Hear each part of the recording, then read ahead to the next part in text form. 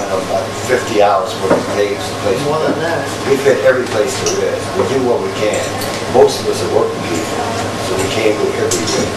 We try to send a representative at least to everything. And whatever happens that we find out, we pass it out to you guys. I build Allie's website so we all can look at it. Open on myclub.com. It's a little card I gave you for a barbecue next month. But anyway, we're going to try to keep you all informed, and we want to know what's going on. And we get tired of the same old run. I think everybody that's sitting up there, with probably the exception, maybe 15 people, need to go. But that's what we're here, basically. And Fine-tuned machines. I told you, food getting it right like this. Anyway, Mr. Quigley, running against Bobby Scott. And I think that's admirable. What we think about Scott. On that note, yep, well, thank you for taking the time to speak with me today and allowing me an opportunity to, of course, listen to the fine folks here about their concerns, what they want to see from the candidate for the 3rd District of Virginia. A little bit about my background. How long have I been doing this? How long have I been involved in politics? I have been involved in politics for all of about 11 months. So I have not been working in the political sphere for very long. My background is that originally I moved with my folks a long, long time ago to Chesterfield County when I was about 10 years old and that was back in 1986. It's a good year. The Mets won the World Series. I retired. Yeah.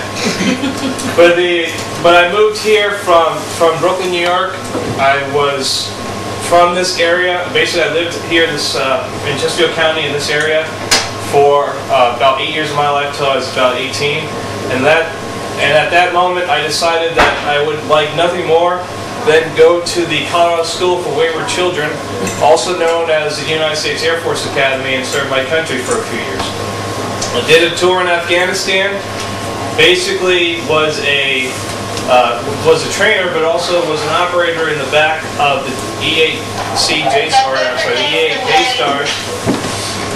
And after that, I did a tour in Iraq using a CRC, basically a ground tax unit. The details are important. I will say that I learned a lot. Mostly what I learned a lot was a lot of times we don't know how situations change. You have a perception of what reality is, and then you find out that that reality is not correct. And what I mean by that is when I worked with the J-Stars, I was told that this is a standoff weapon, and by no means will you ever, in signaling ground attacks, will you ever be in the middle of enemy territory, because if you are, something has gone terribly wrong. Well, I flew over Afghanistan, and I was in Iraq, right down in Balad, basically getting shots fired at me on a regular basis. So, reality and what they tell you about what reality is isn't always true. I just want to start off with that.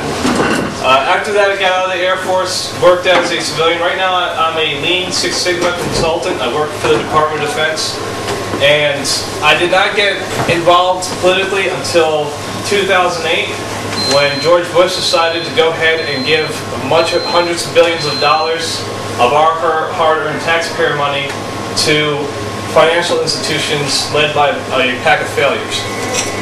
And at that moment, I realized, especially because the financial bailouts among both the current administration and the past administration, if there is one thing that is bipartisan, is the taking of our money. And at that moment, I decided that I want to get involved. I visited the local political parties for a number of reasons, not to insult anybody that might be part of one of those political parties that decided that they weren't for me. I sat around with the Libertarians and I decided that's where I wanted to be. Mostly because they're concerns universally about the size of the government. And so it's hard to work with an organization when part of the people that make up of it think that the size of the government is too large, and then the other part think that everything is just hunky-dory and we need to press onward and forward. So I joined the Libertarian Party. I became the chairman of the Peninsula Libertarian Party. It covers Newport News and Hampton. After our second meeting, they decided that they wanted me chairman, despite the fact that I was in the Libertarian Party until about March of 2009. And I basically took that up and I ran with it. We were sitting around having a discussion, what are we going to do about Virginia's 3rd District? And lo and behold, we were pushing for people within the political party, the Libertarian Party, to put their names in the hat and go for it. Well, I raised my hand and said, well, I'll be one of those names in the hat. And when we looked in the hat, my name was the only one in there. Should have given me your hat.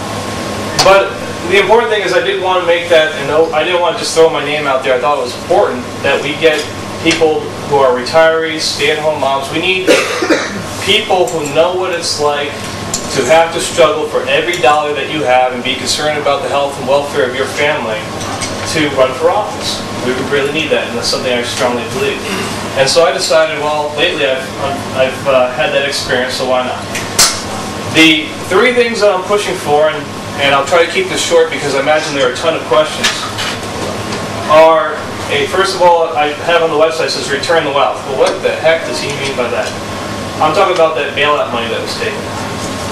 First thing I want to do is push for a, first of all, halt of what is called corporate welfare, the money that the government pours into institutions that cannot sustain themselves.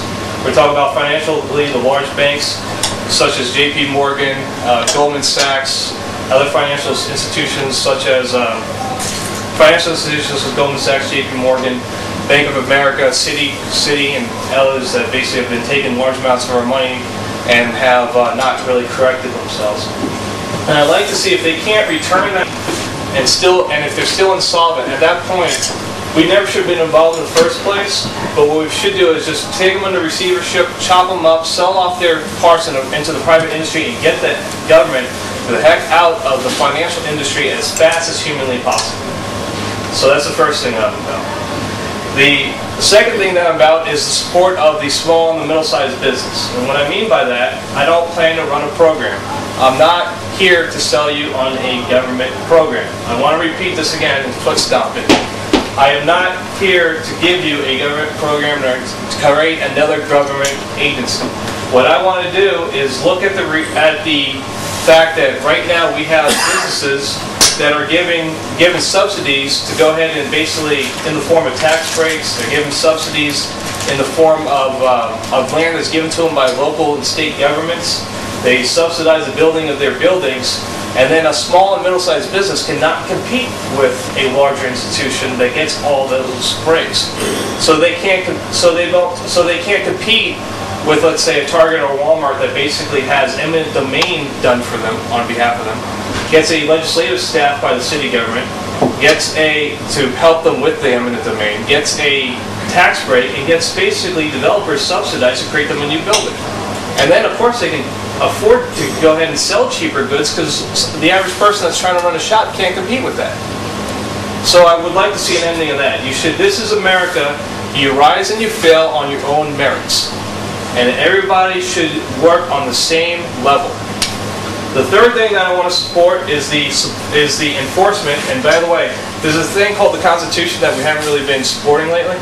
So one of the things that I want to push is one particular amendment, because the 3rd District is more impoverished than a lot of the other districts.